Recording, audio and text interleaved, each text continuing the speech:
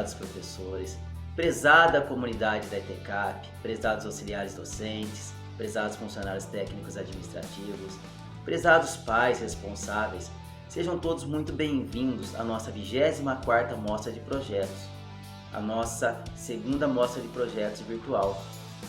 Sintam-se abraçados, muito bem-vindos. Infelizmente, não podemos fazer a Mostra de Projetos presencial porque ainda estamos vivenciando essa danada dessa pandemia. Mas gostaria que todos sentissem muito à vontade, acompanhassem o trabalho dos coordenadores, dos orientadores de cada trabalho, a quem parabenizo antecipadamente pelo empenho, sabendo que na época de pandemia é muito difícil de fazer as orientações dos trabalhos de TCCs. Muito obrigado a todos os orientadores. Parabéns a vocês, alunos, que se esforçaram muito para que conseguissem, nesse momento de pandemia, fazer alguns experimentos, mudar a ótica, mudar o jeito de ver, para fazer pesquisas de maneira diferenciada para atender essa possibilidade de fazer essa mostra de projetos, de gravar seus vídeos, de fazer seus banners. Muito obrigado e meus parabéns. Sintam-se todos abraçados, espero que em breve nós estejamos juntos para comemorar e fazer uma grande mostra de projetos presencial também. Sintam-se todos abraçados e até breve. Grande abraço e sucesso na mostra a todos vocês. Grande abraço!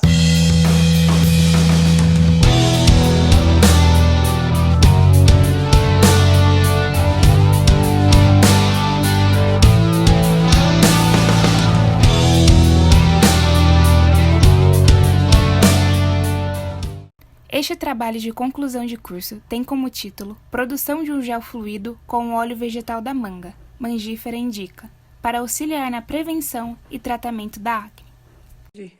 Oi, eu sou a Gabriela Castro. Oi, pessoal, meu nome é Jéssica. Oi, pessoal, eu sou a Letícia. Olá, eu sou a Michele. Orientadas pela professora Graziele Bezerra Santos. A acne se desenvolve quando ocorre um aumento na unidade polissebácea provocada pela estimulação androgênica das glândulas sebáceas. Por conta da proliferação celular dos ductos foliculares, acontece uma hiperqueratinização no folículo, o que facilita a retenção de secreção sebácea. O seu surgimento é a combinação de fatores genéticos, alterações hormonais e a presença da Propionibacterium acnes. Com o aumento dos andrógenos e estrógenos, ocorre maior produção das glândulas sebáceas, o que acaba obstruindo a superfície da pele, surgindo assim os cravos. Depois surgem as bactérias e o local fica infeccionado. Em seguida, os glóbulos brancos atacam a infecção, inflamando e gerando pus, as espinhas. Com base nisso, iremos produzir um gel fluido com óleo vegetal da manga. O fruto foi escolhido porque ele possui as vitaminas E, vitamina A e vitamina C. Elas possuem ação de controlar o sebo, ação antioxidante, anti-inflamatória e antimicrobiana.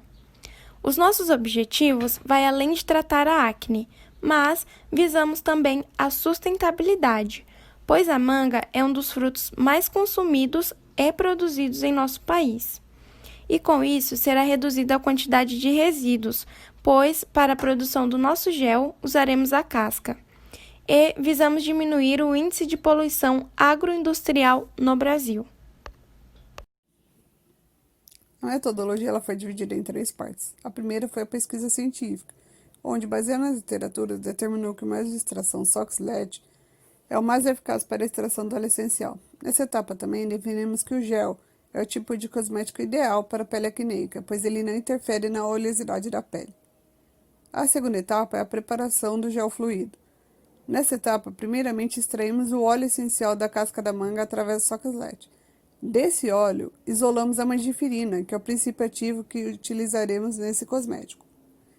Em seguida, preparamos o gel hidroalcoólico. Esse gel ele é o mais eficaz para esse tipo de junção. Terminamos essa etapa com a incorporação do óleo essencial no gel hidroalcoólico. A terceira etapa foi a pesquisa de campo para sabermos a aceitação desse produto. Segundo o gráfico, demonstra-se que a aceitação do produto seria favorável, visto que 1% das pessoas têm alergia ao princípio ativo e cerca de 55% das pessoas têm problemas com acne. Conforme os dados da pesquisa de campo, o produto teve uma boa aceitação do público, porém, devido à pandemia, não conseguimos ver na prática o resultado. Deixamos aqui o nosso incentivo para a continuação desse projeto.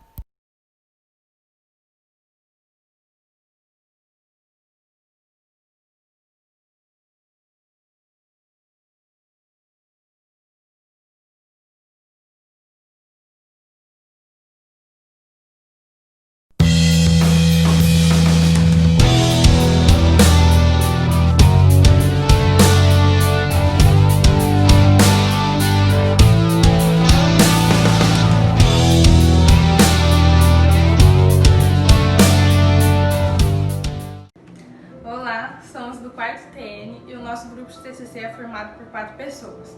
Eu, Letícia Silva, a Gisele Dionísio, a Isabela Santana e a Yasmin Padilha. Nosso TCC é sobre um creme hidratante corporal à base de acerola. O consumo da sociedade aumentou com o uso de produtos cosméticos e estão investindo cada vez mais em produtos para a pele. Cada dia ser mais saudável, rejuvenescida e bonita. Olá, eu sou a Isabelle. Dando continuidade ao que a Letícia estava falando, a acerola tem um nome científico, Malpighiae imaginata. É uma fruta com imenso potencial, com diversos benefícios para a saúde, principalmente no ramo da estética. Ela contém a vitamina C, que auxilia no clareamento de manchas e tem ação oxidante, ou seja, combate os radicais livres, que são os principais responsáveis pelo envelhecimento da nossa pele. Além desses benefícios, ela estimula o colágeno, que contribui para a elasticidade e existência da pele. Eu sou Gisele e, dando continuação à Isabelle, o nosso projeto foi desenvolvido uma formulação hidratante com um reaproveitamento total da fruta, a acerola, com extração do óleo essencial da fruta e extração de vitamina C e minerais da polpa, assim enriquecendo todo o nosso hidratante. Olá, meu nome é Yasmin e eu vou falar um pouco sobre a conclusão do nosso projeto. Quanto ao creme hidratante, ele apresentou resultados na textura, consistência e homogeneidade.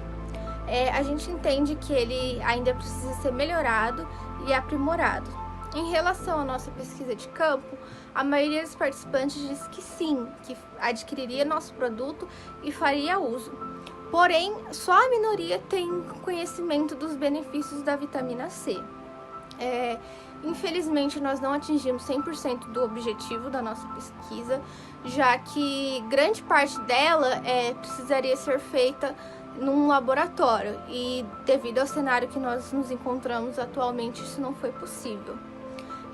Falando em nome de todo o grupo, nós gostaríamos de agradecer a ajuda dos professores, de todo o corpo docente da ETCAP, e para nós foi um privilégio ter estudado e feito essa pesquisa junto com vocês. Muito obrigada.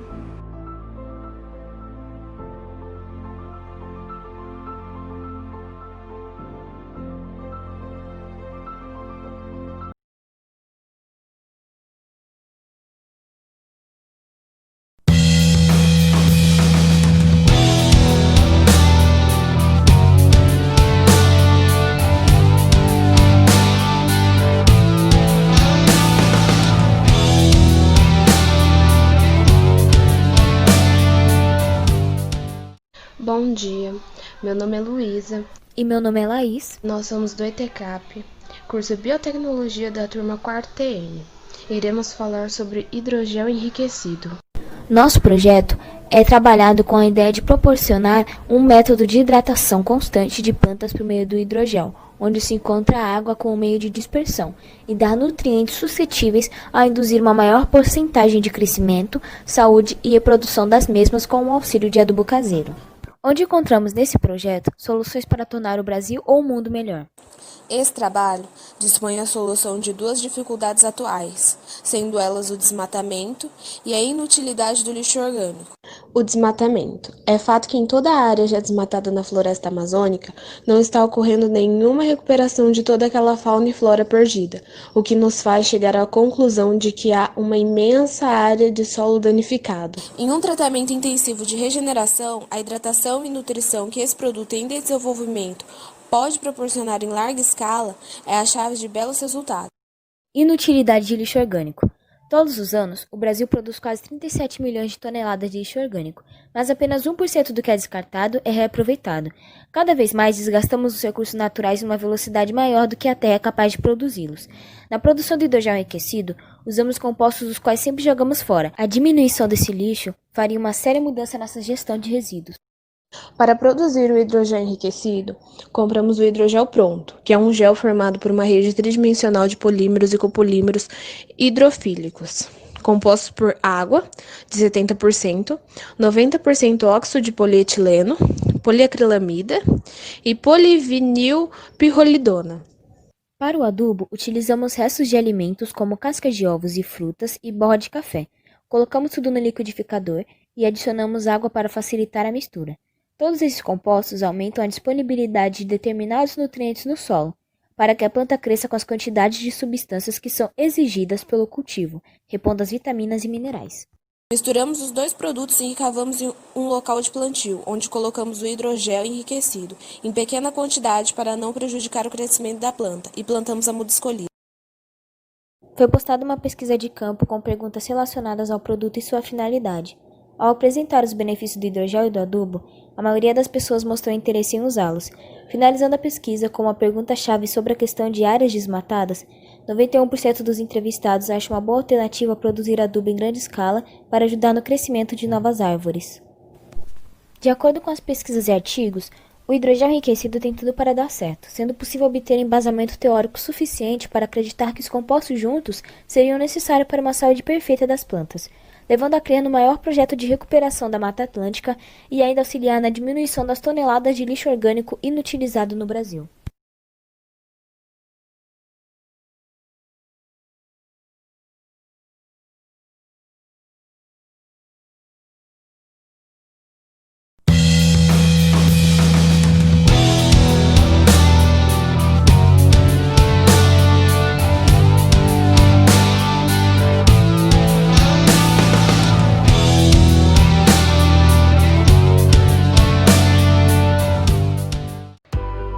Oi, eu sou a Caroline. Oi, eu sou o Enzo. Oi, eu sou a Amanda. E eu sou a Tainara. E nós somos estudantes do curso de Biotecnologia do 4º período do ano de 2020. E o tema do nosso TCC é Substituto Orgânico do Mel. E o porquê da gente ter escolhido esse tema foi para mostrar para o público como o ser humano explora as abelhas tanto para fins lucrativos e de uma forma extremamente grosseira.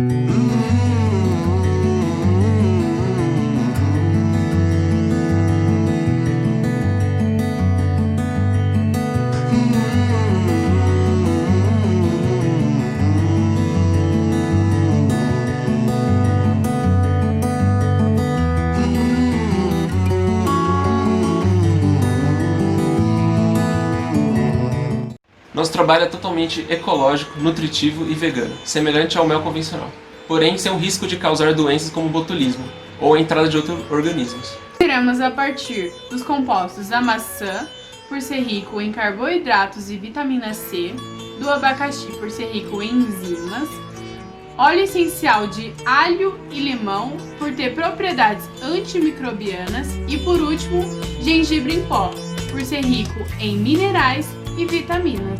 Dessa forma, entende-se que esse produto pode revolucionar o sistema de produção apícola e tornar o substituto orgânico do mel uma opção mais saudável para os seres humanos e para a natureza.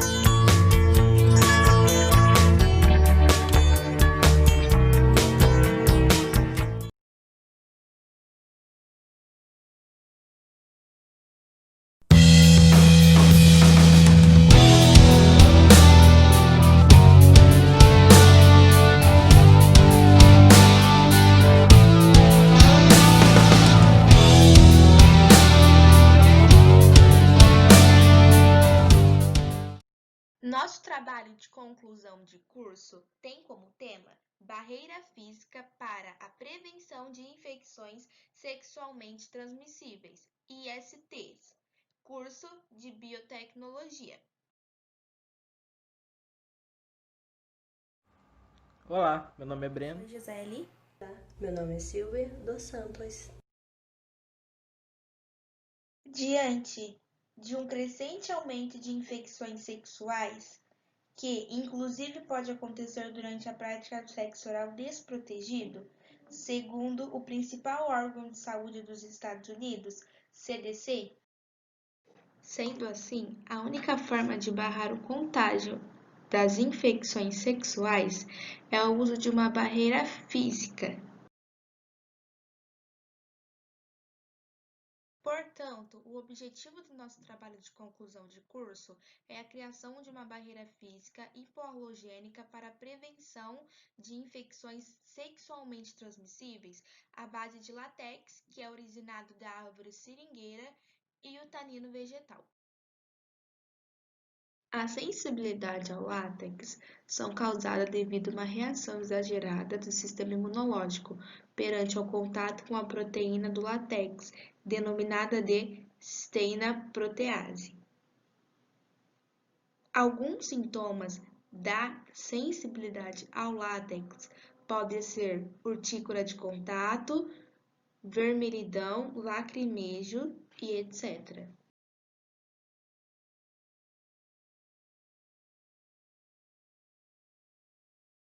O tanino são polifenóis de origem vegetal, contendo grupos de hidroxilas e outros com carboxilas, para poder formar complexos fortes com proteínas e outras macromoléculas. São muito utilizados em curtimentos de couro.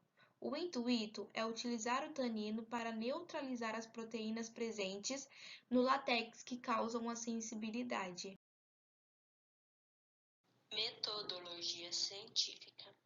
De acordo com leitura, baseou-se que existe a possibilidade que o tanino reagirá com todas as proteínas presentes no látex, formando um escudo de proteção do colóide, bloqueando todas as reações presentes nas proteínas, inclusive aquelas que causam reação alérgica.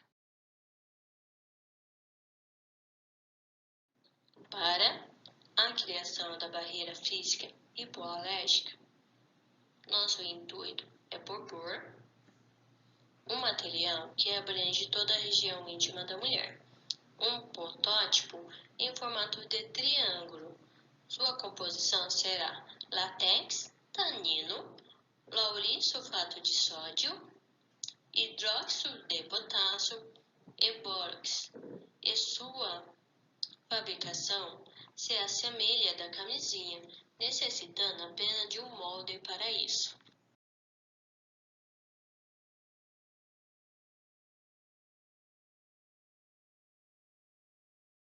A pesquisa de campo teve o intuito de analisar a aceitação do produto e saber se as pessoas estavam cientes dos riscos presentes na prática do sexo desprotegido.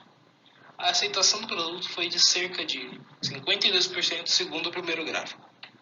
Embora as pessoas conheçam esses riscos, durante uma relação desprotegida, cerca de 39% preferem não utilizar esse tipo de barreira e demais pela falta de sensibilidade ou praticidade da mesma, segundo o gráfico 2. Então, concluímos que a produção de uma barreira física é necessária devido ao crescente aumento de ITS. De acordo com a metodologia, o tanino se mostrou eficaz neutralizando as proteínas do látex, inibindo deste modo aquelas que causam a sensibilidade do látex. Porém, é notado que necessita-se de mais campanhas públicas ou privadas para a conscientização dos riscos presentes durante o ato sexual desprotegido. Desejo que este trabalho incentive mais pesquisas para a produção de produtos de proteção sexual para as mulheres.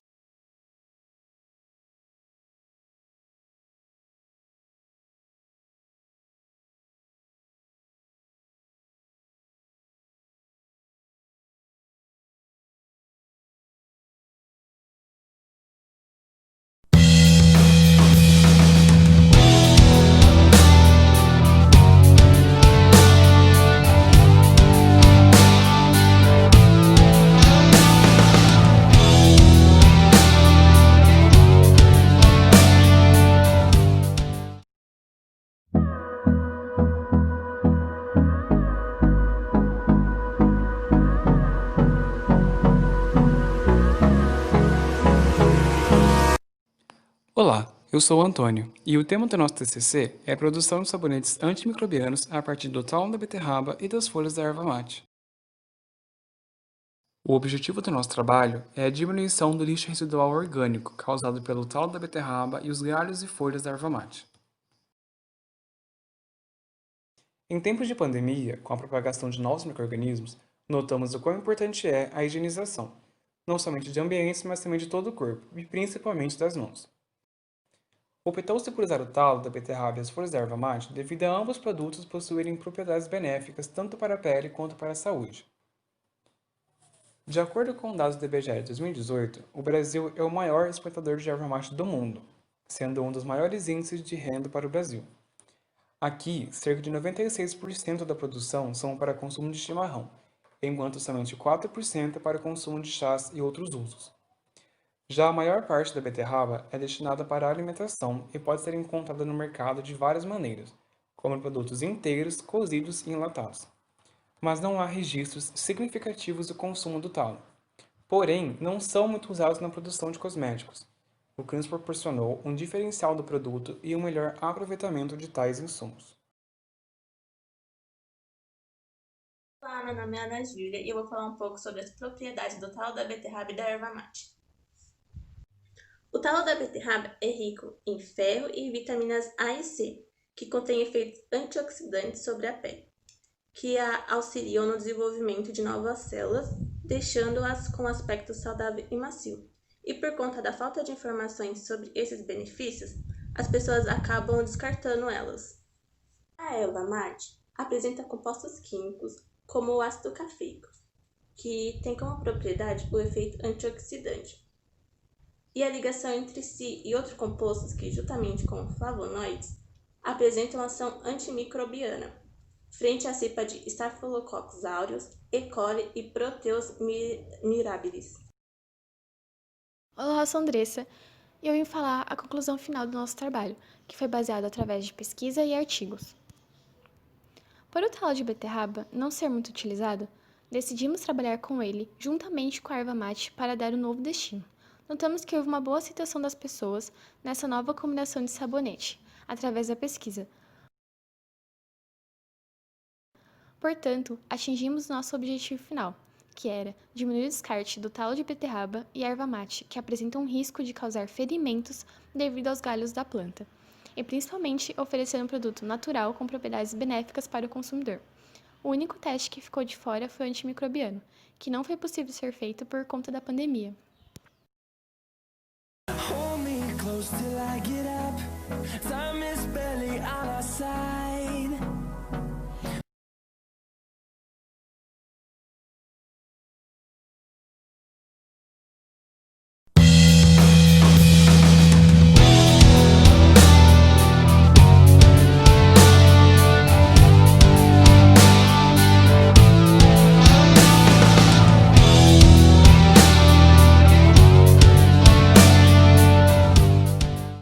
Meu nome é Pedro Santos de Freitas, estudante do 4º semestre de Biotecnologia da ETCAP do ano de 2020. Faço parte de um grupo de 3 membros. Através desse vídeo eu venho apresentar o tema do nosso TCC, que é a respeito da atividade repelente e calmante através da extração do óleo essencial de cidró e manjericão. A nossa situação-problema consiste em ajudar pessoas com problemas com pernilongos e ajudar pessoas com problemas com estresse. E aí resolvemos unificar essas duas coisas. Trabalho, iremos abordar os métodos de extrações e os métodos de pesquisa e definições de cada planta. Nosso trabalho tem como público-alvo todas as idades. Agora, deixo a palavra com os 2 últimos membros do grupo e suas respectivas funções. Olá, meu nome é Felipe Marques e irei explicar os processos de extração dos óleos essenciais.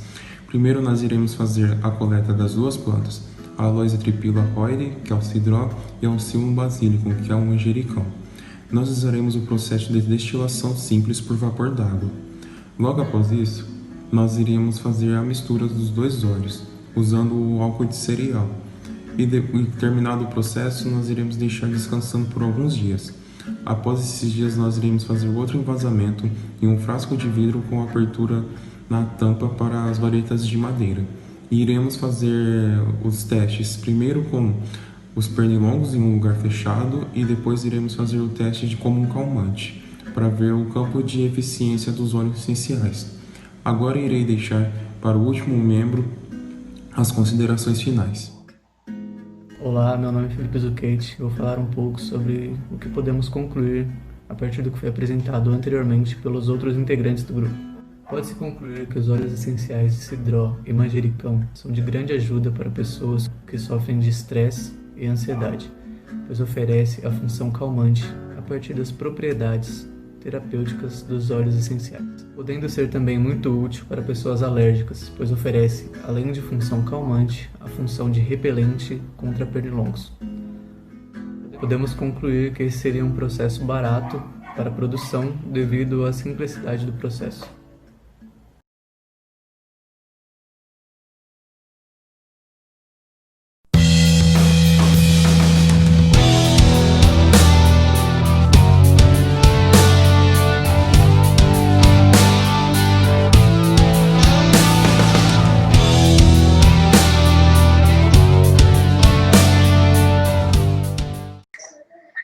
Olá, somos do quarto TN do curso de Biotecnologia e o tema do nosso projeto é bolachas nutritivas. Meu nome é Thalita e eu vou explicar os objetivos. O nosso trabalho ele tem como objetivo desenvolver bolachas nutritivas à base de uma farinha nutricional feita de reaproveitamento de casca de banana, manga e laranja e casca de ovos. Esses produtos eles foram escolhidos para ser feito no nosso projeto devido ao seu alto teor nutritivo, que é muito válido para uma criança que está em fase de desenvolvimento. E também para que não possui recursos suficientes, elas vão conseguir se alimentar disso, pois o projeto tem um custo bem baixo. Eu sou a Milena e eu vou falar sobre metodologia. Primeiramente de tudo, a gente fez o recolhimento das cascas de frutas. E aí depois a gente fez a higienização.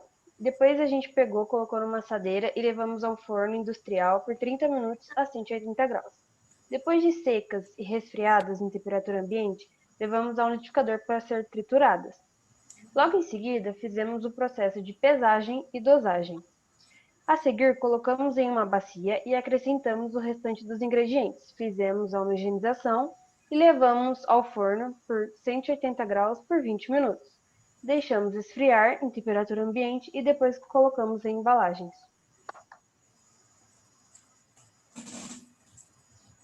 Bom, meu nome é Williams e eu vou falar de resultados e discussões.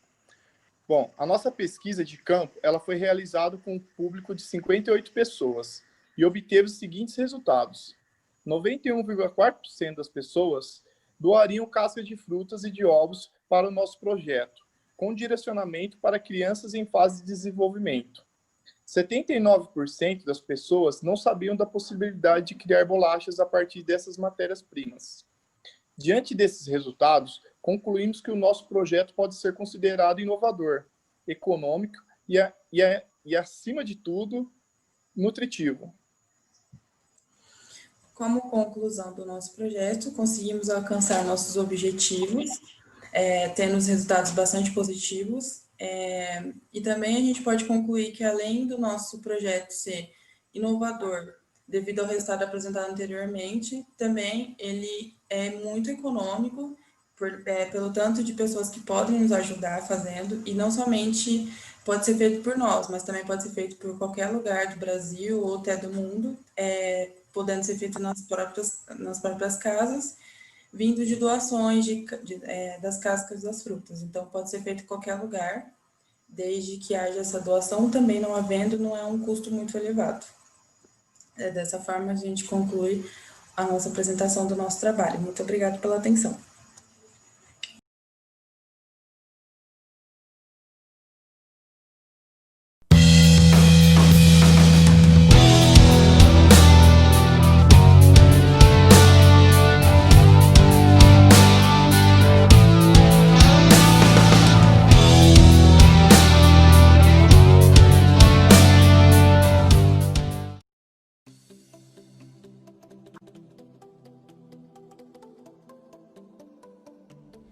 Olá, meu nome é Larissa Oliveira. Eu sou o Henrico Vinícius. E nós somos estudantes do 4º período de 2020 do curso de Biotecnologia do Colégio Técnico ETCAP. Agora nós queremos apresentar para vocês o tema do nosso TCC. Ele é um revestimento comestível para frutas, que envolve métodos combinados de proteínas e polissacarídeos. Vamos lá ver? Você sabia que em 2017 foram exportados aproximadamente 880 mil toneladas de frutas? Isso corresponde a aproximadamente 950 mil milhões de dólares. Contudo, há um enorme desperdício durante as etapas de exportação quando ocorre o apodrecimento desses alimentos. Isso inviabiliza rapidamente o produto devido ao seu amadurecimento precipitado. Em média, de 62% das pessoas acreditam que o desperdício ocorre entre os mercados e consumidores. Porém, esse desperdício ocorre nos armazenamentos. Os principais problemas são falta de ventilação, temperatura inadequada dos freezers, geladeiras e câmaras. Atualmente, os consumidores estão cada vez mais preocupados com sua alimentação e, com isso, acabam buscando uma dieta mais saudável para a sua rotina. Diante disso, as frutas podem ser a melhor opção, já que são simples, completas e fáceis de consumir. O único ponto negativo é que as frutas apresentam uma desvantagem atribuída à sua grande perecibilidade, de modo que necessitam de cuidados maiores e métodos de conservação mais eficientes.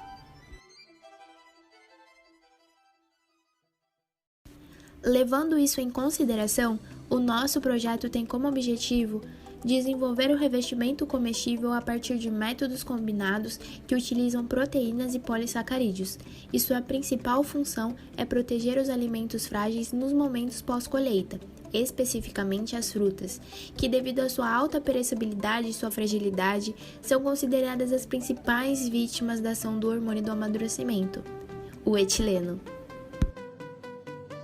A película a ser produzida terá muitas qualidades. É importante que ela mantenha a cor, odor e sabor da fruta. Ela não pode ser tóxica, pois muitas pessoas não se atentam com a higienização da fruta. A preservação, integridade e características não só agradarão os consumidores, que veem ali um produto mais atrativo e completo, como também aos produtores, que veem uma oportunidade de aumentar seus ganhos, reduzindo suas perdas. O que é um revestimento comestível? Bem, é simples de explicar. O principal papel de uma cobertura comestível é atuar como uma barreira de proteção. Ela evita a perda de umidade, controla a respiração do fruto e evita a contaminação microbiológica e química. Olá! E aí, tudo bem? Com base nos artigos estudados, os revestimentos podem ser obtidos a partir de diferentes tipos de materiais. Os mais utilizados na elaboração de revestimentos são as proteínas, polissacarídeos e lipídios, ou também a combinação desses compostos, o que permite utilizar vantajosamente as distintas características funcionais de cada um deles. Mas bom, como a nossa película será feita? Ela basicamente deverá ter os seguintes componentes: a goma xantana, que é um polissacarídeo responsável pela consistência da película. É também muito utilizado como espessante ou estabilizante nas indústrias de alimento. Ele também será responsável pela redução da perda de água e desidratação superficial da fruta. Um outro componente é a pectina, um outro polissacarídeo que fica responsável pela firmeza, retenção do sabor e aroma da fruta, evitando também os danos por quedas. Ela, por sua vez, pode ser extraída da casca de laranja ou maçã, o que nos permitirá também diminuir os resíduos gerados em indústrias que produzem suco dessas frutas. Outro composto que deverá ter no nosso revestimento comestível é a proteína da soja. Ela vai intensificar a firmeza e a barreira contra os gases. Também vai auxiliar na redução da perda de água.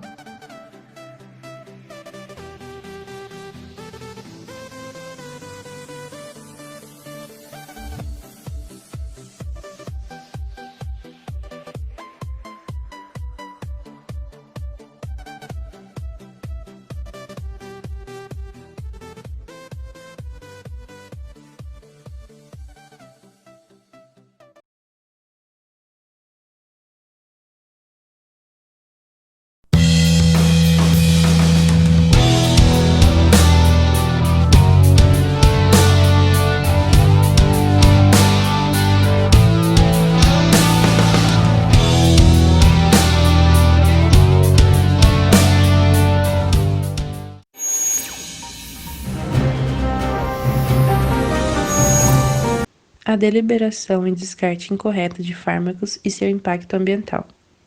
Uma nova classe de micropoluentes vem se tornando uma problemática no âmbito ambiental.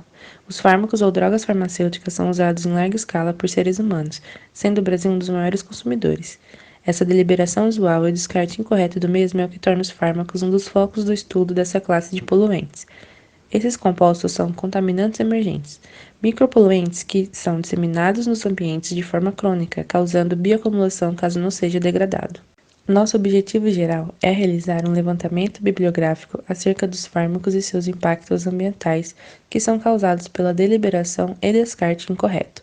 Como objetivo específico, queremos determinar quais impactos ambientais os fármacos causam no meio ambiente, demonstrar quais fármacos são utilizados no Brasil e comparar com a realidade local através do questionário online. Analisar como os fármacos são eliminados nas residências e identificar a consciência acerca da problemática pela população investigada. Como metodologia, tem-se a identificação do tema e, posteriormente, o desenvolvimento da problemática.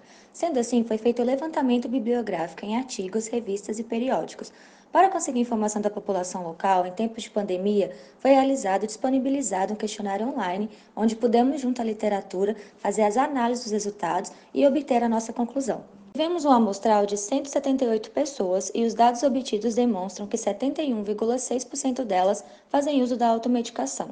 Além disso, apenas 24,4% descartam em postos de recolhimento, que é o local correto. O restante descarta no lixo doméstico, esgoto ou outros locais impróprios. O que conflita com os dados do gráfico de reconhecimento acerca dos postos, onde 61,4% não sabe se na farmácia que costuma comprar possui área de recolhimento, levantando a ideia de que muitos levam o medicamento para postos de recolhimento mais distantes. Outro dado significativo obtido é que 51,1% dos entrevistados estão conscientes dos danos causados no meio ambiente pelo descarte correto de fármacos.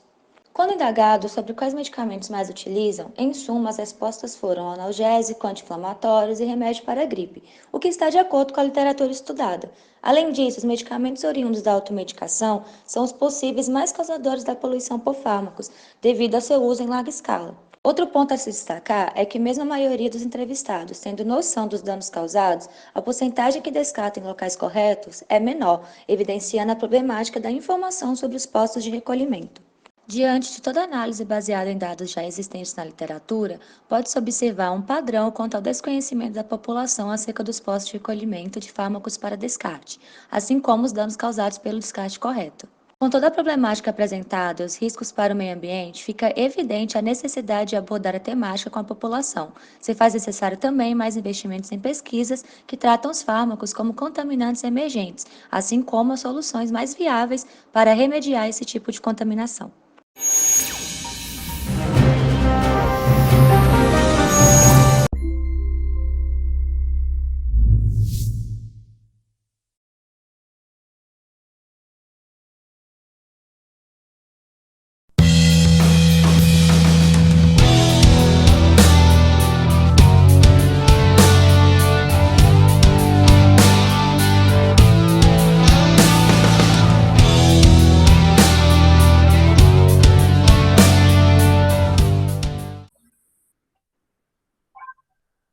O nosso tema é sobre cloroquina, derivados, mecanismo de ação e utilização no combate ao Covid-19. O nosso grupo é composto por Arani, Carla, Guilherme, Leonardo e Selma. Os coronavírus, eles estão presentes em mamíferos, incluindo seres humanos e aves. Em especial, nós temos o coronavírus da síndrome respiratória grave, o SARS-CoV-2 ou simplesmente coronavírus. Ele é responsável pela Coronavirus Disease 2019 ou Covid-19. Pela alta taxa de transmissão e patogenicidade, em março de 2020, a OMS declarou pandemia. Como até o momento nós não temos uma vacina viável para ser aplicada em toda a população, os pesquisadores fazem uso de medicamentos que já são conhecidos. No caso, nós estamos estudando a cloroquina, se ela é ou não eficaz ao combate do vírus. Para isso, nós fizemos um levantamento bibliográfico dos principais tópicos sobre o assunto. A cloroquina é uma 4-aminoquinolina. A sua fórmula molecular orgânica é uma amina ligada a uma quinolina através do carbono 4. Ele é um composto incolor e aromático. A sua indicação é para afecção reumática, a artrite reumatoide, o lúpus eritematoso e a malária, que é provocada pelo protozoário. A cloroquina ela também modula o sistema imunológico, aumentando as defesas naturais do corpo contra as doenças e micro-organismos. E também foi relatado o efeito antiviral contra HIV. Só que não há estudos conclusivos que comprovam o uso desses medicamentos para o tratamento do novo coronavírus. O SARS-CoV-2 é transmitido pelo ar ou por superfície contaminada. Tem um genoma RNA sentido positivo, envelopado e de formato esférico. A imagem ao lado é o vírus visto de um microscópio eletrônico. Nos estudos do medicamento, eles avaliaram a eficácia da adição da azitromicina no tratamento com hidroxicloroquina em pacientes com Covid-19 grave.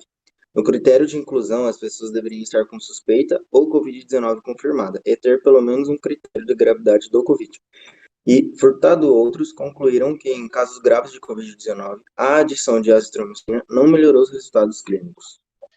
Para obtermos resultados reais e conclusivos, nós realizamos uma pesquisa online com voluntariados da população brasileira para declarar a sua aceitação e o uso da cloroquina durante o tratamento da Covid. No primeiro gráfico, a maioria foi positiva, pois, como teve muita discussão por conta da pandemia, as pessoas procuraram saber para o que seria em si a cloroquina. E no segundo, temos opiniões divididas, e por estar ainda em teste para o Covid, preferem não ser tratados com o medicamento, e a outra parte sim, por ter nenhum medicamento que cure o Covid-19. No terceiro e último gráfico, a pergunta era: caso estivesse doente, aceitaria ser tratado com o medicamento? E nós obtivemos uma resposta de 52,5% de sim, contrariando o último gráfico, onde 40% da população dizia concordar com o tratamento da Covid através da hidroxicloroquina. Nós finalizamos a pesquisa, porém não concluímos se a hidroxicloroquina, a cloroquina e seus derivados são capazes de combater a Covid-19. No entanto, ainda estamos no meio da pandemia e novos estudos, e ainda virão estudos e pesquisas em relação a novos tratamentos e até mesmo a cloroquina e outros medicamentos existentes.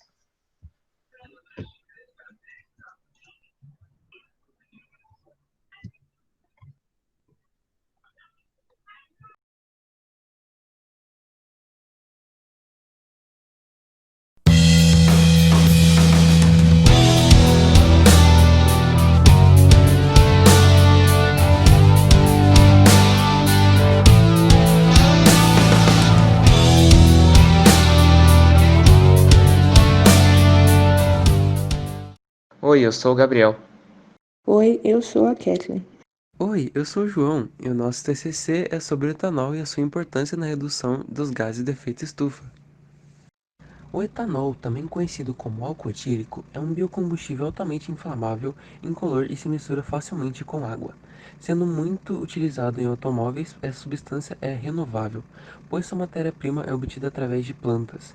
Além disso, pode ser utilizado no ambiente médico para a eliminação de vida microbiana nociva, para a produção de bebidas, medicamentos e biodiesel. Sendo representado pela fórmula C2H6O, ele também é um composto orgânico, que é formado por cadeias de carbono, e faz parte da família dos alcoóis. Existem dois tipos de etanol: anidro, utilizado como combustível, e hidratado, utilizado nas indústrias de bebidas. Atualmente, as principais matérias-primas utilizadas na produção de etanol no mundo são a cana-de-açúcar, o milho, a aveia, o arroz, a cevada, o trigo e o sorgo. Mas algumas instituições como a Embrapa pesquisam outra forma para a obtenção do etanol, como a celulose e a etanol à base de alga. Mundialmente, os mais utilizados são a cana-de-açúcar e o milho. Contudo, alguns países buscam formas alternativas para produzir o etanol, como a Europa, que usa a beterraba branca, e também o Uruguai, México e Estados Unidos, que utilizam como base o sorgo, que é similar ao milho. O processo de obtenção do etanol consiste nas seguintes etapas. Lavagem. Como primeiro processo, a cana-de-açúcar é lavada e picada. Moagem. Após ser picada, ela é moída por rolos trituradores, produzindo um melado que continua para o processo de fabricação do etanol, enquanto o bagaço pode ser utilizado para a geração de energia na usina. Eliminação de impurezas. O melado passa por uma peneira. Em seguida, ele segue para um tanque de repouso para poder ser extraído o caldo clarificado, livre de impurezas. Por fim, ele é aquecido para eliminar os micro-organismos presentes. Fermentação. Após retirar as impurezas, o caldo é misturado com o fermento de leveduras. Após várias horas, o resultado é o vinho fermentado. Destilação. É o processo feito para separar o etanol do vinho, na qual ele é aquecido até se evaporar e condensado para ver a separação. Com isso, fica pronto o álcool hidratado com grau alcoólico em cerca de 96%. Desidratação. Para esta etapa, um solvente é colocado ao álcool hidratado que se mistura apenas com a água, com os dois sendo evaporados juntos. Após ser desidratado, surge o álcool anidro, com a graduação alcoólica em cerca de 99,5%. Armazenamento. Por fim, o etanol anidro e hidratado é armazenado em tanques e levado em caminhões até a distribuição. O efeito estufa é um fenômeno natural ocasionado pela concentração de gases na atmosfera, os quais formam uma camada que permitem a passagem dos raios solares e a absorção de calor, mantendo a temperatura adequada para a vida na Terra. Devido à camada de gases, 50% dos raios ficam retidos na atmosfera, a outra parte atinge a superfície terrestre, aquecendo-a. Existem 4 gases principais que provocam o efeito estufa, regulados pelo Protocolo de Kyoto. Dióxido de carbono, CO2. É o gás de efeito estufa mais abundante, aumentando 35% desde a era industrial, sendo emitido por inúmeras atividades humanas, como, por exemplo, o uso de combustíveis fósseis, petróleo, carvão e gás natural. O dióxido de carbono é usado como referência para classificar a capacidade de aquecimento global de outros gases de efeito estufa. Gás metano, CH4. É produzido pela decomposição da matéria orgânica e geralmente é encontrado em aterros, lixões e hidrelétricas. Também pela criação de gado e cultivo de arroz, com poder de aquecimento global 21 vezes maior do que o dióxido de carbono. Óxido nitroso, N2O. Possui um poder de aquecimento global 310 vezes maior que o dióxido de carbono, em decorrência de sua utilização em tratamento de esterco de animal, uso de fertilizantes, queima de combustíveis fósseis, entre outros. Perfluorocarbonos, PFC, usado como gás no refrigerante, solvente, propulsores, espuma e aerossol. Tem seu potencial de aquecimento global variando de 6.500 a 9.200. Apesar do aumento do aquecimento global, iniciativas para a redução dos gases vêm aumentando cada ano que passa, principalmente com o incentivo da produção e do uso do etanol como combustível e a iniciativa dos créditos de carbono, diminuindo ainda mais a emissão de poluentes na atmosfera, criando um mundo mais saudável e sustentável.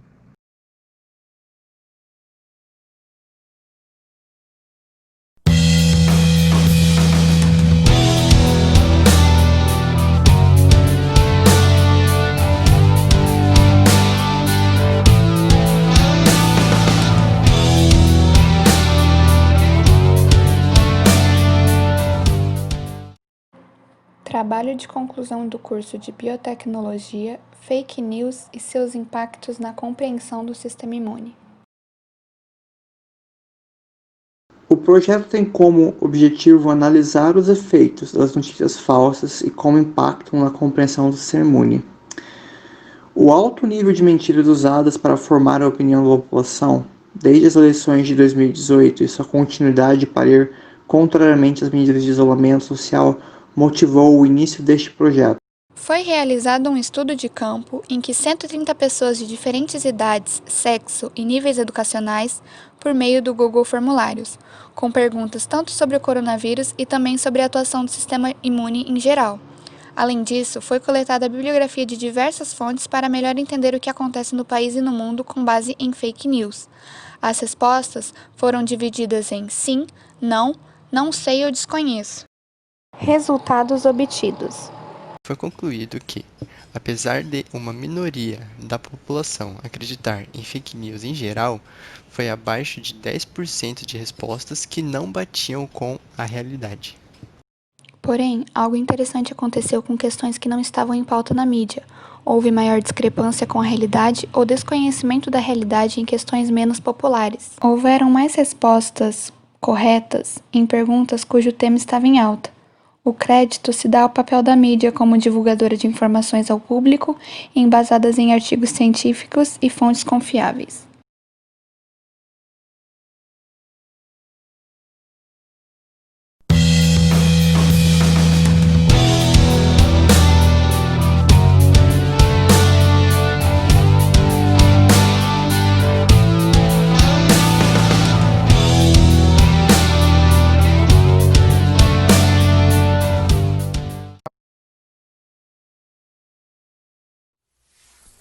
Bom, sejam todos muito bem-vindos e hoje eu estou aqui para dar início à nossa apresentação do trabalho de conclusão de curso. Nosso tema é a visão da população sobre o desinfetante de uso comercial e, através desse vídeo, daremos início ao desenvolvimento da nossa banca. Em função disso, nosso projeto busca comprovar a eficácia do peróxido de hidrogênio e do álcool 70 na antisepsia e desinfecção de ambientes e superfícies. Juntamente com a nossa pesquisa, desenvolvemos uma pesquisa de campo que busca saber qual é o conhecimento populacional sobre os desinfectantes e qual é o desinfetante e o antisséptico que mais agrada à população, aquele que acreditam ser o mais eficaz contra a luta do Covid-19. Bom, vou falar um pouco sobre o peróxido de hidrogênio. O peróxido de hidrogênio nada mais é que a água oxigenada, a que utilizamos para descolorir o cabelo. Ele é um dos oxidantes mais versáteis que existe. Ele é superior ao cloro, por exemplo, a água sanitária que utilizamos em uso doméstico e é superior ao pergamanato de sódio. Ele também pode ser utilizado como antisséptico na concentração de 3 a 6%. É um ótimo produto para passar em machucados, ferimentos mais profundos. Só que em alguns casos ele pode inibir a cicatrização dos ferimentos, pois rompe a parede celular que forma durante a cicatrização. Ele é melhor até que o soro fisiológico. Também ajuda no sangramento de vasos capilares. E o seu mecanismo de ação nas bactérias é rompendo a parede celular das bactérias, tirando os lipídios, a capa de proteção da parede celular da bactéria e fazendo com que ela morra. Assim como o peróxido de hidrogênio, o álcool é um antisséptico de nível intermediário. Ele inativa formas vegetativas das bactérias. Devido ao seu custo e eficácia, ele é muito utilizado nas desinfecções. Especialistas comprovaram que existe uma faixa de concentração ótima para sua ação, pois sem a presença de água, as proteínas não são destruídas rapidamente. Estudos realizados nas últimas décadas comprovaram que o álcool na concentração de 70% apresenta ação potente sobre fungos e vírus em apenas 30 segundos. A proposta do nosso projeto foi desenvolver uma técnica para conscientizar as pessoas a respeito da utilização dos desinfetantes. O álcool 70%, do hipoclorito de sódio e mais especificamente do peróxido de hidrogênio.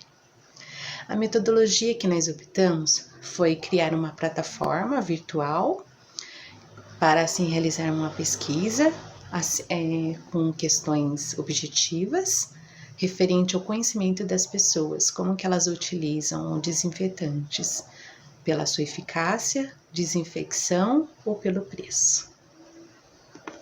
Nos gráficos foi observado que a maioria, sendo esses os jovens, faz a escolha do desinfetante pelo cheiro. Em seguida vem o preço e por último só levam em consideração a eficiência do produto. Porém, a maioria dos entrevistados também falaram que conhecem o peróxido de hidrogênio e a sua eficiência.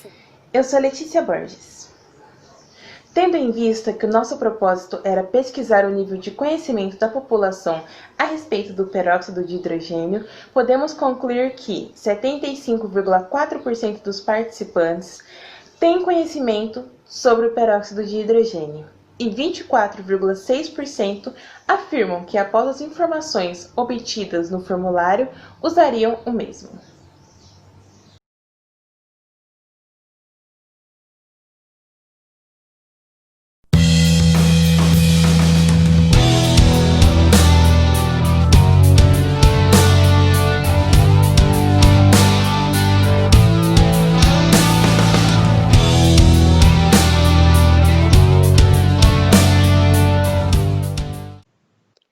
Essa é a apresentação do nosso TCC, óleo de rícino, métodos de extração, aspectos em biossegurança e aplicações, realizados pelos alunos Beatriz Bussamara, João Vitor Rodolfo, Maria Clara de Castro e Nicole Falcão, e orientado pelo professor Luiz Vanderlei.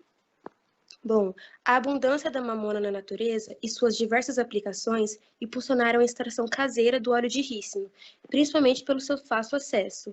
Porém, juntamente com esse processo, é acionada a questão da biossegurança, pois é durante a extração ocorre a liberação de uma ricina altamente venenosa. Vou falar um pouco sobre a toxicidade da matéria-prima in natura e suas devidas atenções. Bom, as sementes de mamona são venenosas às pessoas, animais e insetos. Isso porque ela possui uma proteína tóxica chamada ricina, que é considerada uma citotoxina potente. Sua proporção é de 1,5% e ao alcaloide ricinina, que é um agente convulsivo e inibidor da cadeia respiratória mitocondrial. Os sintomas dessa toxicidade são anorexia, diarreia, fraqueza, apatia e, eventualmente, a morte. Agora um pouco de sua aplicabilidade benéfica. Na hidratação da pele, ele ajuda garantindo um aspecto mais macio, devido à eliminação de radicais livres, e ajuda na estimulação da produção de elastina e colágeno, retardando o aparecimento de linhas de expressão. Hidratação do couro cabeludo e combate a queda e quebra de fios. Ajuda na regulação do intestino, devido à sua propriedade laxante, podendo ser usado para tratar o problema digestivo. Por conta de sua capacidade antimicrobiana, ajuda na prevenção e combate de infecções por bactérias ou fungos, combate a caspas e piolhos, ajuda na diminuição de dores e desconfortos causados pela artrite, artrose e gota, e é utilizado para aliviar o prurido e erupções cutâneas na pele. Os objetivos do nosso TCC são os métodos de extração e os riscos que eles contêm, benefícios, aplicabilidade do óleo de rícino e os aspectos em biossegurança. Os métodos. Nós possuímos 3 métodos de extração do óleo de rícino. O método caseiro, inseguro, pois no momento da extração há a evaporação da ricina, que é altamente venenosa. O método laboratorial, que é seguro, pois é feito por solvente e utilizamos EPIs no momento da extração, caso ocorra algum vazamento da citotoxina. E a prensagem a frio, que é feita em indústria, pois é feita em maior quantidade e com melhor qualidade. A diversidade de aplicações e o fácil acesso ao produto o tornam muito utilizado. Apesar de ser extraído de uma planta encontrada em abundância no nosso país, pouca gente sabe do perigo da toxina presente nas sementes. Por sorte, segundo a nossa pesquisa feita com populares por meio de um questionário, ninguém pratica extração caseira. Quanto aos métodos de extração, não temos uma relação de qual é mais eficaz na extração, apenas do ponto de vista ambiental, onde o método da prensagem é mais natural, produz um óleo mais puro e não gera nenhum resíduo tóxico. De acordo com o resultado das nossas pesquisas, o óleo é utilizado por uma grande variedade de idades e para quase todos os seus benefícios descritos aqui no trabalho.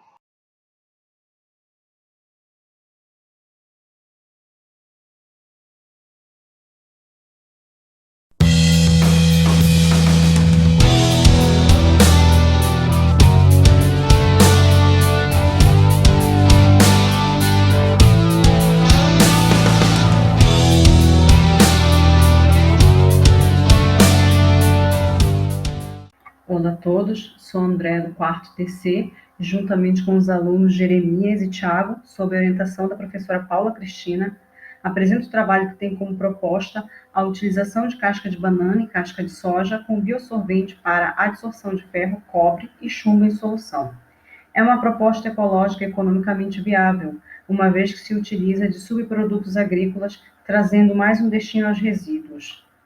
Os resíduos agroindustriais que foram escolhidos para a pesquisa são a casca de banana e a casca de soja. A banana é uma das frutas mais consumidas no país, e a soja, que é de origem chinesa, teve sucesso no Brasil após a empresa brasileira de pesquisa agropecuária tropicalizá-la. Também é o principal produto do agronegócio. Estas cascas são basicamente compostas de lignina e celulose, além de outros compostos, e é essa composição que confere a característica de adsorção. O contaminante metal pesado vai parar no meio ambiente, como na água, por exemplo, por meio de atividades industriais como a galvanoplastia, curtume, mineração, ou seja, atividades antrópicas, causando impacto negativo ao meio ambiente e danos em nossa saúde, como a bioacumulação. Aqui reforça-se a necessidade e a importância do tratamento. Este tratamento é uma alternativa ao uso convencional, fazendo uso de cascas de vegetais como adsorvente. O objetivo é avaliar a eficiência da casca de banana do tipo nanica e da casca de soja na adsorção de íons ferro, chumbo e cobre em solução aquosa. O método consiste no tratamento das cascas, que são higienizadas com água destilada. Após a higienização, seguem para a secagem em estufa por tempo e temperatura conforme a literatura.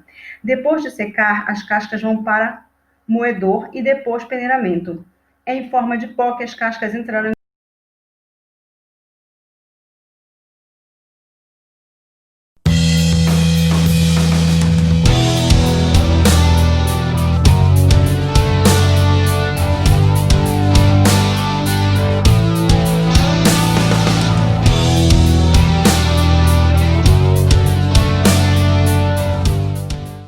Olá, meu nome é Gustavo Brito e vou representar meu grupo na apresentação. Os integrantes são também o Leonardo Capeni, Nilson Oliveira e Pedro Emanuel. A ideia do nosso trabalho era desenvolver um desinfetante de ácido cítrico para fazer a limpeza adequada no ambiente aplicado, utilizando o ácido extraído do limão. O ácido cítrico, também conhecido como citrato de hidrogênio, é um ácido orgânico fraco de fórmula molecular C6H8O7, encontrado sob o estado sólido em temperatura ambiente, de cor branca ou translúcida, presente nos compostos cítricos, como por exemplo limão, laranja e tangerina. O ácido cítrico é usado para diversas coisas, inclusive limpeza. Um ótimo local a ser aplicado é em pisos e azulejos. Logo, pensamos em desenvolver um desinfetante. Iríamos fazer a extração do ácido cítrico do limão em laboratório e depois isolar suas impurezas. Primeiro, espremer o limão no becker de 150 ml, colocar 10 gramas de hidróxido de cálcio e colocar em banho-maria até ferver. O ácido cítrico estará reagindo com o hidróxido de cálcio, neutralizando a solução, formando o sal citrato de cálcio. Depois, decantar o citrato de cálcio da mistura e remover a parte líquida. Adicionar algumas gotas de ácido sulfúrico, onde ocorrerá uma reação de troca simples que vai regenerar o citrato de cálcio. Nisso, obtemos uma solução de ácido cítrico com poucas impurezas. Fizemos uma pesquisa através do Google Formulário, onde perguntamos se o produto seria utilizado pelas pessoas, e 80,2% disse sim, uma boa aceitação por parte dos possíveis usuários. Outra pergunta estava relacionada à preferência do produto entre qualidade, baixo custo e alto custo, onde 81,2% teve preferência em qualidade, que seria um foco maior a trabalharmos. Infelizmente, não conseguimos realizar essa parte prática da extração do limão em laboratório devido à pandemia, então nosso projeto ficou apenas na parte teórica.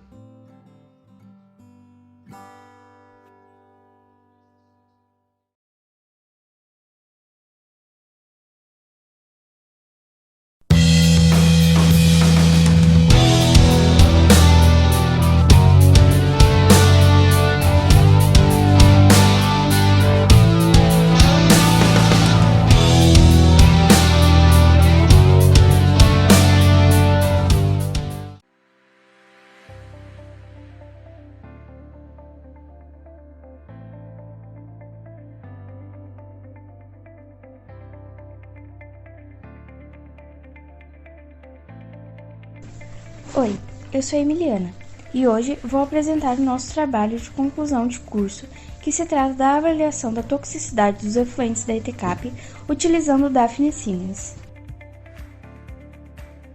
A poluição hídrica é uma preocupação mundial. É caracterizada pela introdução de qualquer matéria ou energia responsável pela alteração das propriedades físico-químicas de um corpo d'água.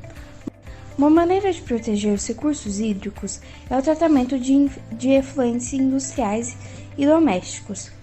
Efluentes são produtos resultantes de ações humanas. Uma das maneiras de análise da toxicidade da água é utilizando a Daphne Siemens, um microcrustáceo da ordem Cladocera. O objetivo deste TCC é avaliar qualitativamente a presença de tóxicos nos efluentes que saem dos laboratórios da ETCAP, que poderiam causar algum tipo de contaminação da água. Na primeira etapa, coletar a água dos laboratórios com um becker de 5 litros, homogeneizar as amostras e transferir 100 ml de cada pia para um frasco plástico. A segunda etapa é o cultivo da Daphnia similis. Os reagentes utilizados no cultivo devem ser de grau analítico pH.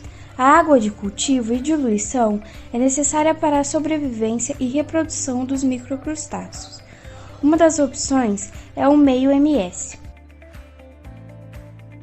A água deverá ser aerada para a solubilização total dos sais, saturação de oxigênio e estabilização do pH durante pelo menos 12 horas.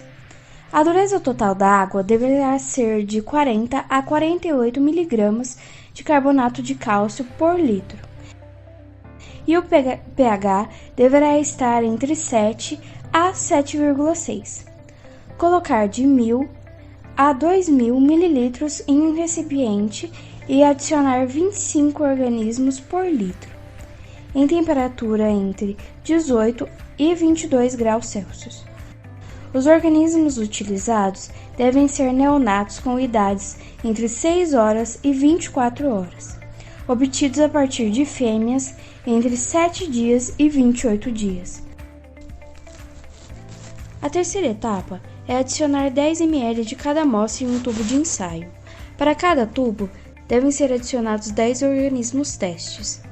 Os tubos deverão ser mantidos em ambiente escuro ou com fotoperíodo de 12 a 16 horas de luz difusa, com temperatura de 18 a 22 graus Celsius, por 48 horas. Após 48 horas, contar os organismos móveis e imóveis. Se não houver diferença significativa, o resultado deve ser expresso como não tóxico. Mas, se houver diferença, é expresso como tóxico. O objetivo deste trabalho não foi atingido devido à interrupção das aulas. Porém, o tema de proteção dos recursos hídricos não devem ser esquecidos.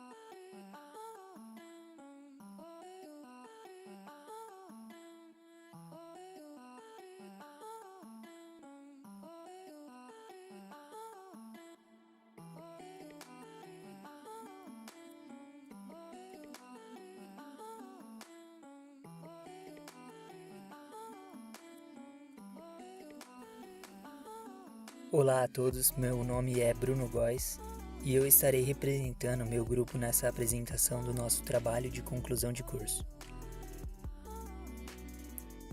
Tivemos como objetivo a transformação do lixo orgânico domiciliar por meio da fermentação alcoólica em bioetanol. O grande diferencial do nosso trabalho é o uso de lixo orgânico como matéria-prima, já que a quantidade de lixo orgânico é enorme. Todos os anos, o Brasil produz quase 37 milhões de toneladas de lixo orgânico. Desse total, apenas 1% é reaproveitado. Isso torna-se um problema, já que o impacto direto ao meio ambiente e na vida dos seres vivos, uma vez que tem potencial de poluir o solo, a água e o ar. Seguindo essa nova tendência e visão moderna de sustentabilidade, seguimos com o nosso projeto. A produção daria-se da seguinte maneira. Com uma balança analítica, os restos de frutas seriam pesadas, lavadas e picadas. Em seguida, a trituração com a adição de água destilada.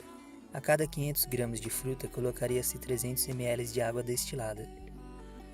Seria medida a concentração de açúcar da pasta final.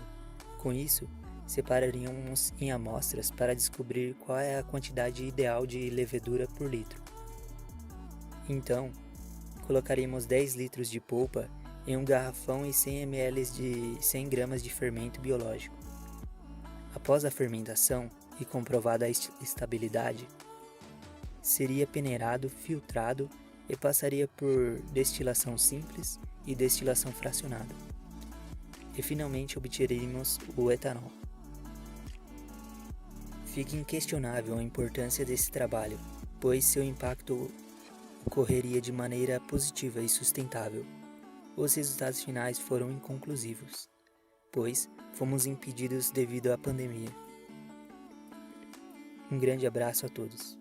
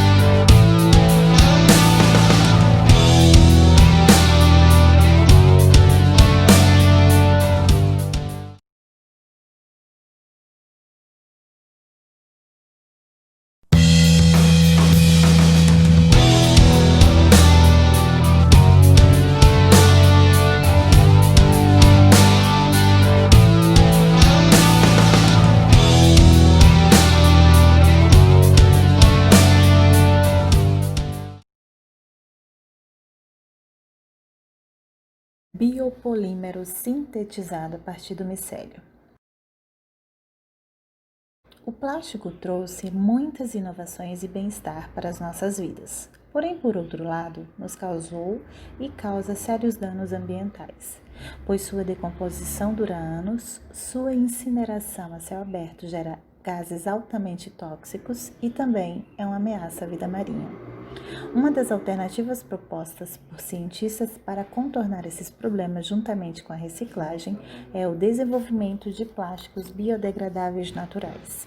Desse modo, motivado pelas atuais pesquisas relacionadas ao micélio fúngico, este trabalho foi elaborado com o objetivo de sintetizar um biopolímero utilizando amostras de cogumelos comestíveis das espécies Agaricus bisporus, ou mais conhecido como champignon de Paris, e Pleurotus ostreatus ou shimeji, e constatar se esse método é viável, rápido e de baixo custo.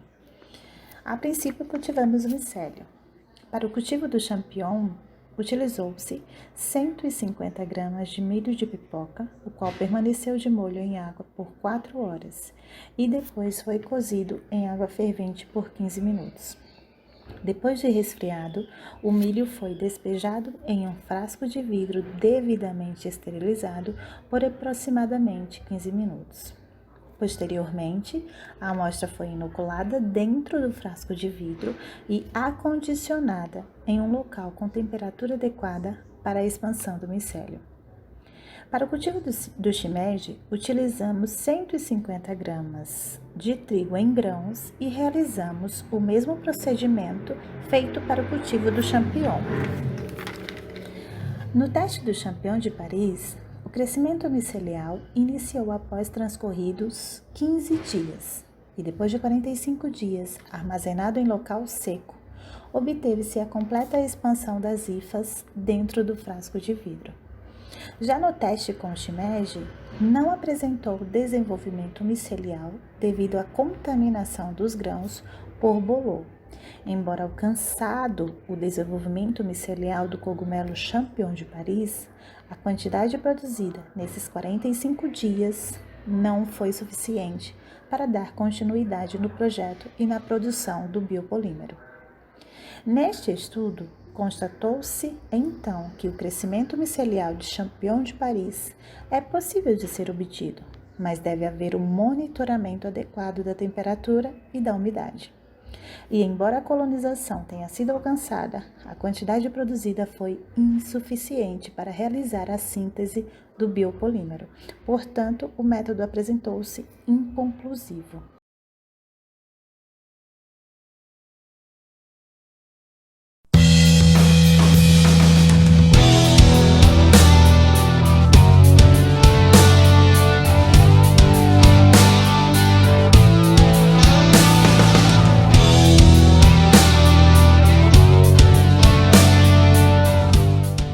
Oi, eu sou a Emily. Olá, eu sou a Letícia. E eu sou a Natália. E o tema do nosso projeto é a utilização de cascas de banana na produção de embalagens feitas de plástico biodegradável. Todos os dias temos contato com uma infinidade de embalagens plásticas, sendo o polietileno tereftalato, ou PET, um dos materiais mais conhecidos. As garrafas PETs são as mais fáceis de reutilizar, seja em trabalhos artesanais ou mesmo no armazenamento de outros líquidos, como produtos de limpeza. Em pesquisa realizada com centenas de pessoas, quase 20% afirmaram reciclar todas as embalagens plásticas que utiliza, mais de 60% reciclam uma parte dessas embalagens e cerca de 17% nunca recicla. Você já deve ter visto essas embalagens com frutas. Elas também são feitas de PET e, ao contrário das garrafas, seu destino é quase sempre o descarte imediato, gerando uma grande quantidade de lixo que demora séculos para se decompor no meio ambiente. Uma curiosidade, 67,5% dos nossos entrevistados acham que a decomposição do plástico leva menos de 400 anos. Mas a verdade é que ele pode demorar até 800 anos para desaparecer do meio ambiente, dependendo de sua composição. Outro material muito consumido e muito descartado são as cascas de frutas. A banana é uma das frutas mais consumidas pelos brasileiros e suas cascas, assim como as embalagens plásticas, na maioria das vezes são descartadas após o consumo. O objetivo desse trabalho foi utilizar cascas de banana que possuem entre 15% e 20% de amido para produzir um material biodegradável que pudesse substituir as embalagens de frutas em supermercado. Mas o que é bioplástico? Durante a aplicação do questionário, foi possível perceber a falta de conhecimento da população sobre o tema. Bioplástico é um polímero derivado de fontes renováveis. As principais vantagens do bioplástico em relação ao plástico tradicional são a reutilização de matéria orgânica, menor tempo de decomposição e menor impacto no meio ambiente.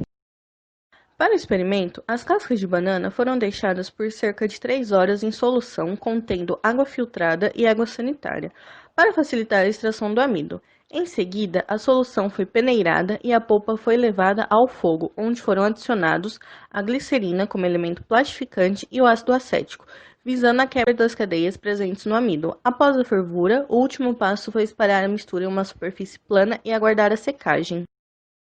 Os resultados obtidos na prática não foram satisfatórios, principalmente pela falta de equipamentos e reagentes, aos quais só teríamos acesso em laboratório. Com base no material teórico consultado, tudo indica a possibilidade de utilizar as cascas de banana na produção de biopolímeros, mas é necessário realizar novos testes, com reagentes corretos e em concentrações adequadas, para obter resultados práticos que possam direcionar as etapas experimentais. Por fim, caso a produção do bioplástico a partir de cascas de banana se mostre viável, será preciso encontrar um aditivo que dê rigidez ao material, semelhante à das embalagens de frutas que o projeto visou substituir.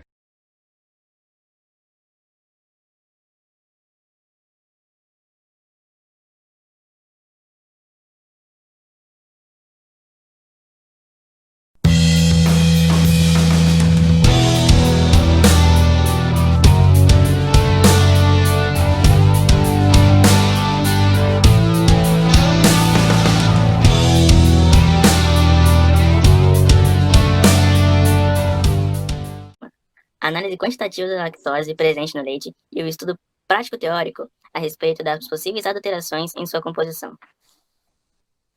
Meu nome é Hudson Norato. Meu é Kelly Cristine. E somos responsáveis por esse TCC. Professora orientadora, Paula Fernandes. Como dito anteriormente, esse C tem como objetivo quantificar a lactose e avaliar se não há presença de adulterações no leite, a fim de simular um controle de qualidade através de análises e metodologias. Nosso grupo escolheu 3 metodologias para quantificar a lactose. A volumetria, que é a determinação do volume de uma solução para encontrar a concentração de outra solução. A colorimetria, que é uma técnica utilizada para determinar a concentração de compostos coloridos em outra solução. E a gravimetria, que é uma técnica para determinar a quantidade proporcionada de um elemento ou composto presente em uma amostra. Resultados esperados e obtidos. No momento, gostaríamos de deixar claro que, por conta da pandemia, não foi possível estarmos realizando nossas próprias análises, de tal modo a ser necessário estarmos retirando essas informações e resultados de análises já feitas anteriormente. Este estudo foi feito com 30 amostras, mas selecionamos as 7 primeiras para ilustrar o nosso trabalho, e os valores variam entre 3,80 e 4,74 gramas por cento. Para a verificação de fraudes, utilizamos a maioria análises qualitativas, que são exploratórias, ou seja, visam identificar constituintes de uma determinada amostra. No amido, utilizamos a solução de Lugol. Para bicarbonatos e carbonatos, fazemos uma titulação. No hidróxido de sódio, usamos o azul de Brotimol, e no formaldeído, fazemos uma destilação. Para o pH, utilizamos o pH-metro. Para o peróxido de hidrogênio, uma solução de vanádio. E para os sanitizantes, uma solução de iodeto de potássio. Se houver adulteração, todos os compostos apresentarão uma mudança. Se não houver adulteração, apenas o hidróxido de sódio apresentará a coloração amarelada. O pH, para não houver adulteração, tem que estar entre 6,6 e 6,8. Se estiver fora desses parâmetros, haverá alguma adulteração. Pesquisa de campo. Realizamos uma enquete a respeito dos nossos temas, onde a base de pessoas que responderam foram 387 pessoas. E escolhemos algumas perguntas que tiveram maior impacto em nossa pesquisa. Pensando na pergunta, cerca de 48,8% das pessoas que responderam têm esse costume de quase sempre terem leite ou derivados bem presentes em suas refeições durante o dia a dia. A intolerância à lactose não é algo tão raro. 82,4% das pessoas que responderam são ou conhecem alguém com intolerância à lactose, mostrando novamente a importância e a necessidade de informações que precisam estar presentes nos rótulos. 40,3% das pessoas afirmaram não terem conhecimento a respeito de adulterações no leite, o que é surpreendente. No entanto, 46,3% diz já terem ouvido falar a respeito da soda cáustica, de tal modo a ser a adulteração mais conhecida entre essas, a oxigenada e formol. Ao chegar nesse ponto, vimos que 93,3% das pessoas que responderam afirmam que sentem e gostariam muito de que essas informações fossem de fácil entendimento e de fácil acesso. Conclusão. Nossos objetivos iniciais não foram atingidos, pois não conseguimos realizar parte prática, devido ao momento de quarentena. Entretanto, conseguimos obter dados através da literatura e ilustrar a importância da quantificação da lactose em laticínios e o combate contra fraudes. Além disso, reforçamos a importância da transparência das empresas para o consumidor sobre o controle de qualidade e as informações contidas nos rótulos e embalagens de alimentos. Esse foi o nosso TCC. Obrigado pela atenção.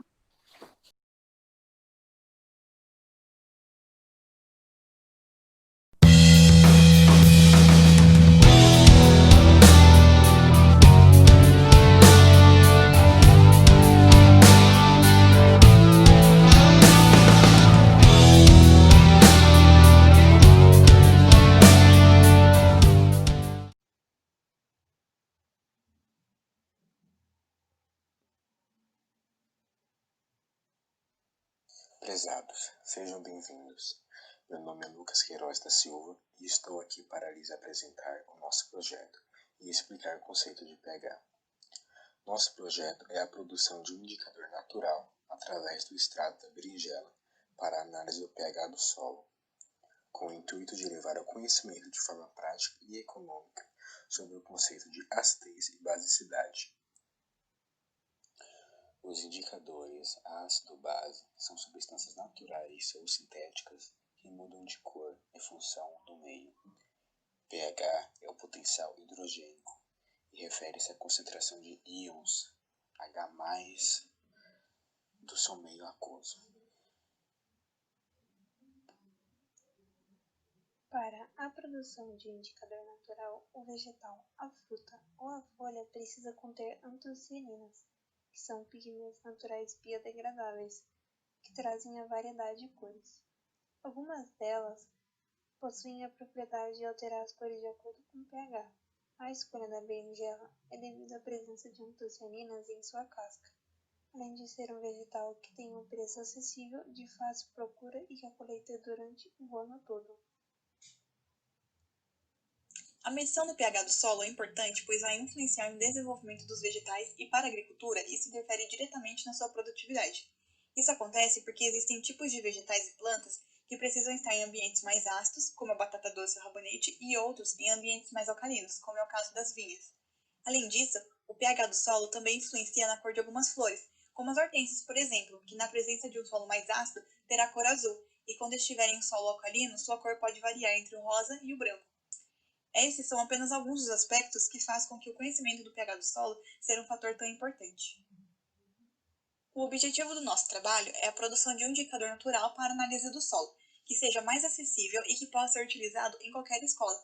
Também buscamos um experimento mais natural e estamos reaproveitando a casca da berinjela para a produção do nosso indicador, além de ser uma forma de despertar o interesse dos alunos e fazer uma relação com os estudos feitos na sala de aula e com uma atividade prática.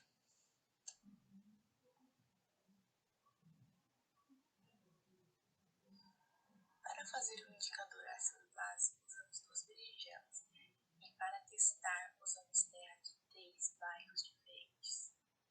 Nós retiramos a casca das berinjelas e deixamos ferver por 20 minutos. Esse processo extrai as antocianinas da casca.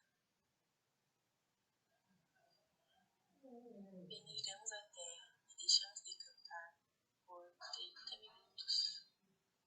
Logo após, adicionamos água.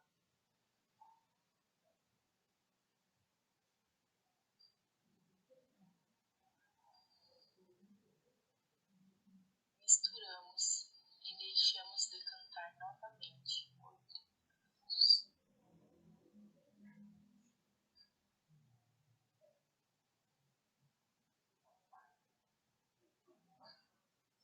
Filtramos essa água e a colocamos em tubos de ensaio. Acrescentamos 1,5 ml no indicador.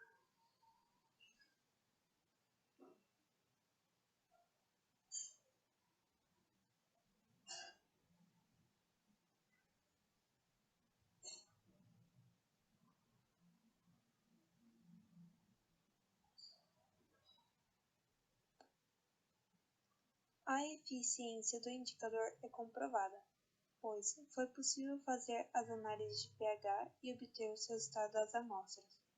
Portanto, a sua utilização em escolas é viável, devido à sua eficácia e seu baixo custo. Por fim, o indicador natural obtido através da casca da berinjela tem como propósito auxiliar na compreensão de conceitos químicos de forma prática e destacar a importância do conhecimento científico.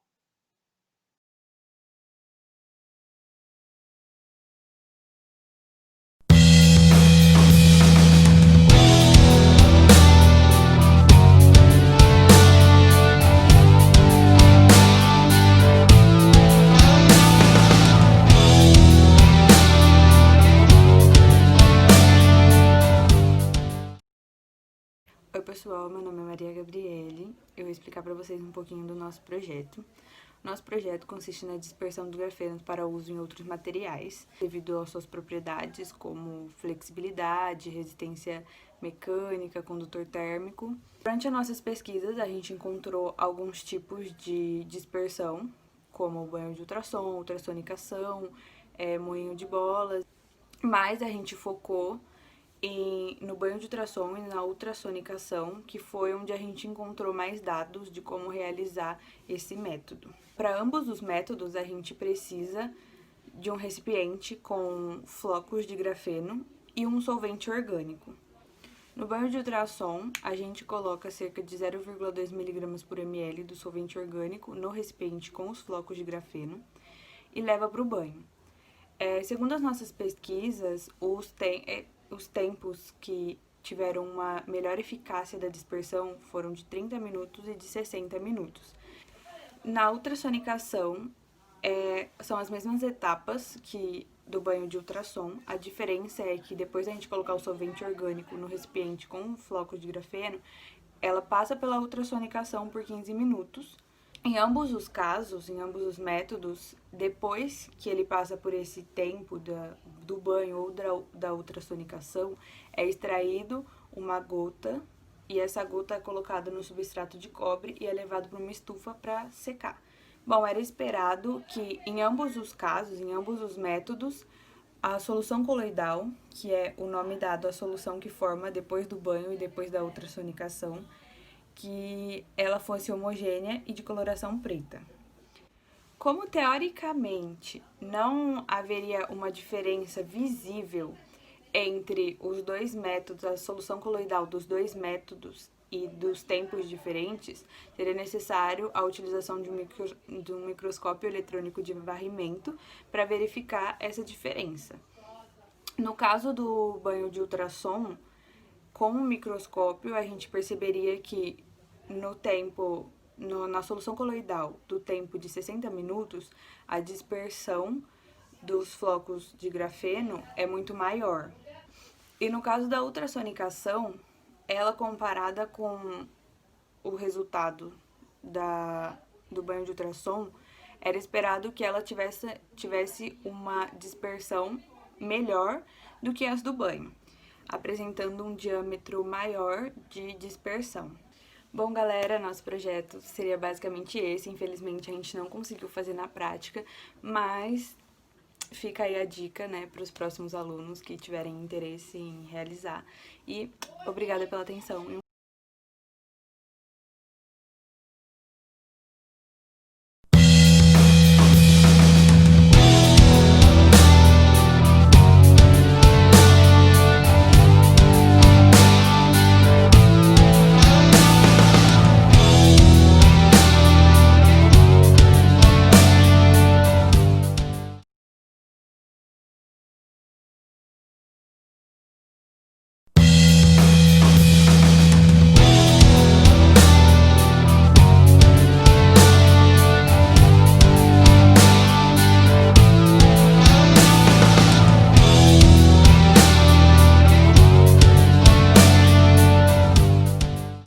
O trabalho de conclusão de curso foi apresentado por Carlos, Júlia e Marielle.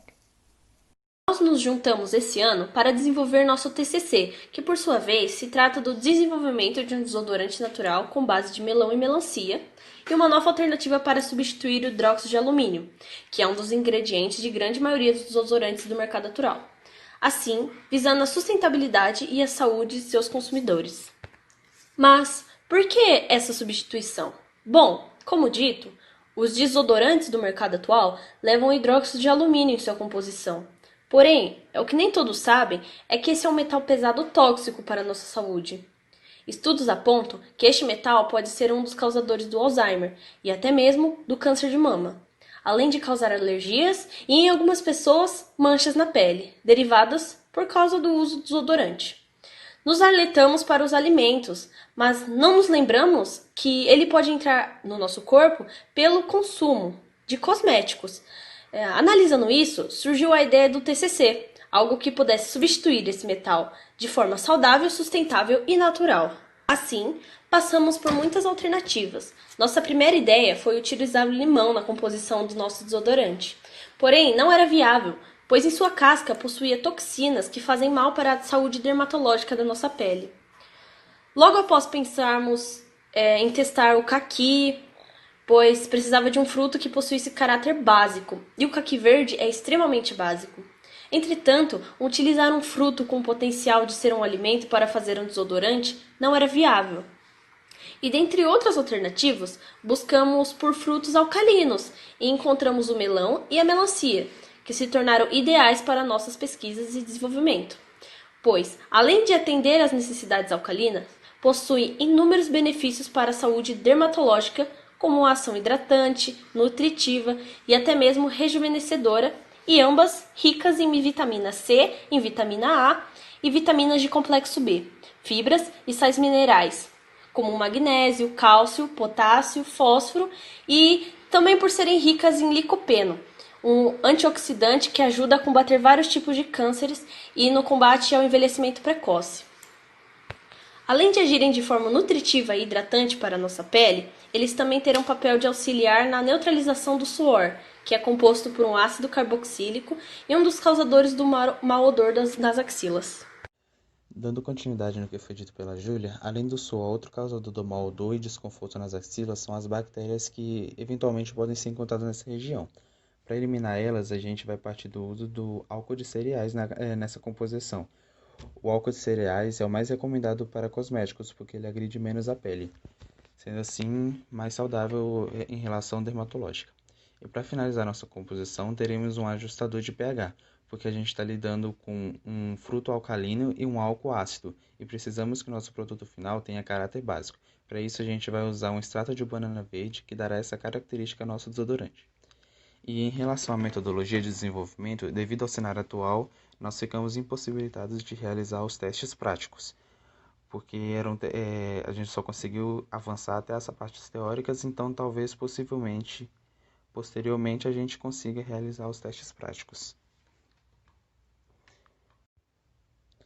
Além de desenvolver um produto que seja sustentável e saudável, nós também queremos desenvolver algo que agrade o consumidor, atendendo às necessidades. Então, para isso, a gente foi a campo fazer uma pesquisa de mercado e chegamos a 160 entrevistados.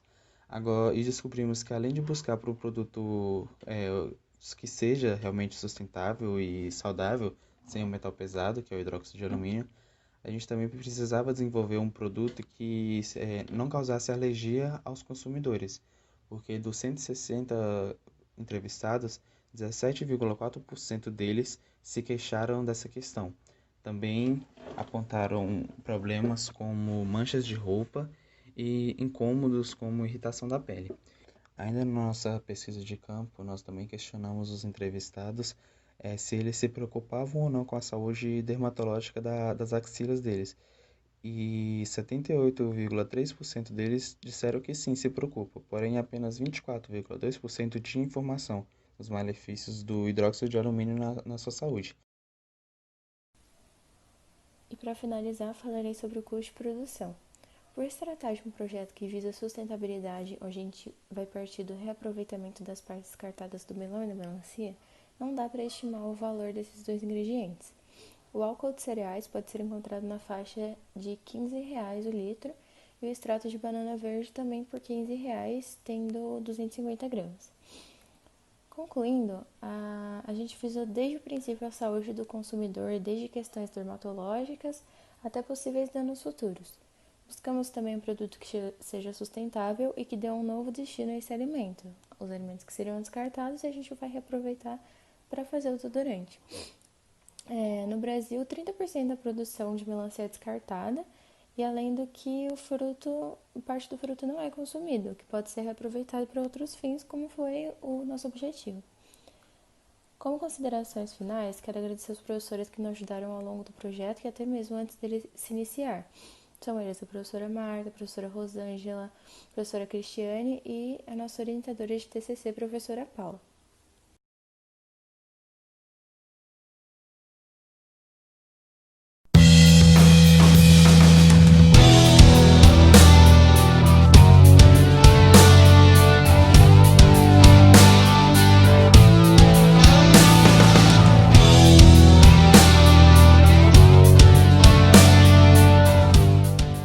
Olá, meu nome é Maria Clara.